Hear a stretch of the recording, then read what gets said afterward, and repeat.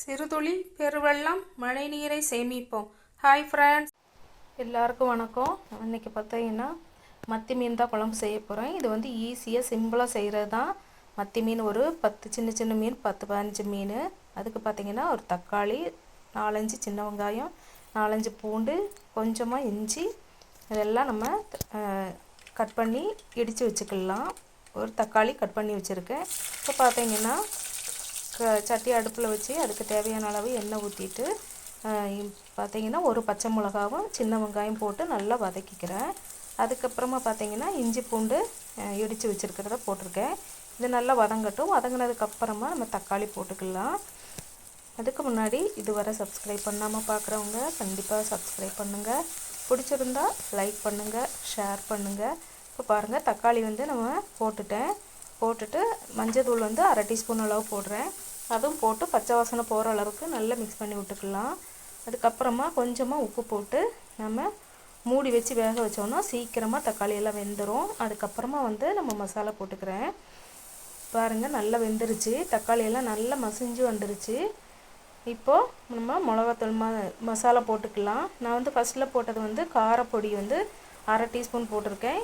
இப்போ பார்த்திங்கன்னா காஷ்மீரி சில்லி வந்து 1 டேபிள் ஸ்பூனும் 1/2 டீஸ்பூன் போட்டிருக்கேன்.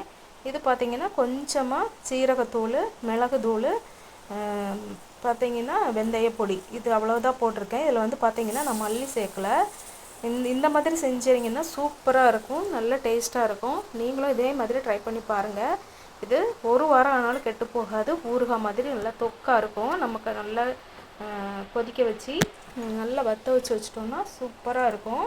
இப்போ பாருங்கள், இதுக்கு தேவையான அளவு புளி போட்டிருக்கேன். நீங்கள் வந்து நம்ம சாதாரண புளி வந்து பெரிய நெல்லிக்காய் சைஸ் அளவுக்கு நம்ம கரைச்சி ஊற்றிக்கோங்க. இப்போ பாருங்கள், மசாலாலாம் நல்லா மிக்ஸ் ஆகிருச்சு. இப்போ வந்து இதுக்கு தேவையான அளவுக்கு உப்பு போட்டுக்கலாம். உப்பு போட்டு நல்லா கலந்து விட்டுக்கலாம். கலந்து விட்டுட்டு இப்போ பார்த்திங்கன்னா அதை நம்ம வந்து மூடி வச்சிடலாம்.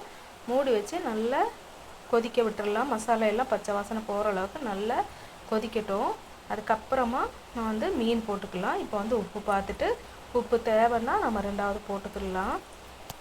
பாருங்கள், இப்போ வந்து நல்லா கொதிச்சிருச்சு மசாலெல்லாம். இப்போ வந்து நம்ம அதுக்கு எவ்வளோ தண்ணி தேவையோ அந்த அளவுக்கு தண்ணி ஊற்றி நல்லா கொதிக்க வச்சிடலாம். அதுக்காக அதை மூடி வச்சு நல்லா கொதிக்கட்டும்.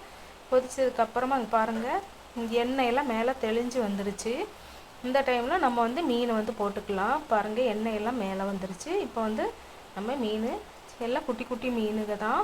அதை போட்டு வந்து அதுக்கப்புறம் வெந்ததுக்கப்புறமா நம்ம வந்து லைட்டாக தேங்காய் எண்ணெய் ஊற்றி இறக்கிக்கலாம். அவ்வளோதான். இது ஈஸியாக சிம்பிளாக செய்கிறது தான். கண்டிப்பாக நீங்களும் செஞ்சு பாருங்கள். இது வரைக்கும் சப்ஸ்கிரைப் பண்ணாதவங்க கண்டிப்பாக ஒரு சப்ஸ்கிரைப் பண்ணுங்கள். பிடிச்சிருந்தா ஒரு லைக் போடுங்க. கண்டிப்பாக பிடிச்சிருக்குன்னு நினைக்கிறேன். நீங்களும் இதே மாதிரி ட்ரை பண்ணி பாருங்கள். ட்ரை பண்ணி பார்த்துட்டு டேஸ்ட்டு பார்த்துட்டு கண்டிப்பாக கமெண்ட்டில் தெரியப்படுத்துங்க. இதை வந்து லாஸ்ட்டில் நல்லா கலக்கி விட்டுட்டு பார்த்திங்கன்னா இப்போது நம்ம எண்ணெய் ஊற்றிக்கலாம். இந்த அளவுக்கு இருந்தால் போதும். ஏன்னா இது சட்டி வந்து நல்ல சூடாக இருக்கிறதுனால அந்த சூட்டுலேயே வந்து பார்த்திங்கன்னா நல்ல தண்ணியெல்லாம் வற்றிடும். கரெக்டான அளவில் இருக்கும். இப்போ லாஸ்ட்டில் எண்ணெய் ஊற்றி நம்ம வந்து ஆஃப் பண்ணிடலாம். இப்போ சூப்பராக இருக்குது. கண்டிப்பாக இது வரைக்கும் சப்போர்ட் பண்ண எல்லாருக்கும் ரொம்ப ரொம்ப நன்றி. நீங்களும் செஞ்சு பாருங்கள். நன்றி, வணக்கம், தேங்க்யூ.